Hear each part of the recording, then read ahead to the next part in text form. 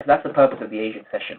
If I bring that down, the Asian session build liquidity. So think about dollar signs. The Asian session will build liquidity. What does the London session do? Well, the London session sweeps below the Asian range. So the London session aggressively moves down before we see an aggressive move up going into New York. But why does the London session move down? Well, it creates what we call the Judas swing, or the manipulation in price. So this is the manipulation in price over here.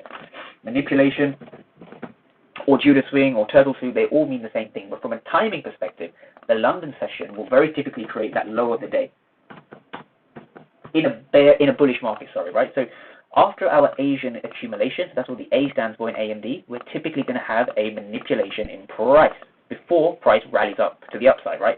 So what we see over here is we're seeing price manipulate during the London session.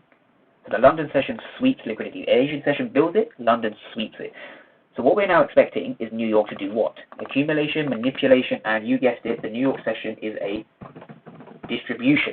The distribution aims to move in the intended direction. So we know we've just tapped off a 4-hour demand zone, so we should be looking for buys anyway.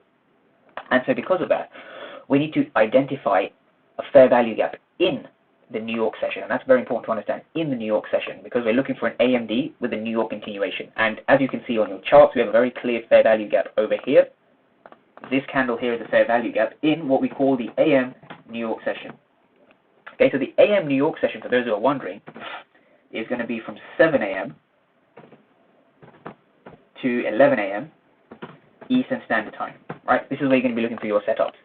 So now that you have a fair value gap over here, the fair value gap itself signifies an order block because we've had a shift in market structure. We've had 2 shifts in market structure, right? So we understand that we're very much on the side where the market structure is breaking. So if we're breaking highs, we should be looking to buys anyway, right? So our order block is going to be in this region just over here. This is going to be our order block, okay? Now our order block is not in yellow, it's in gray.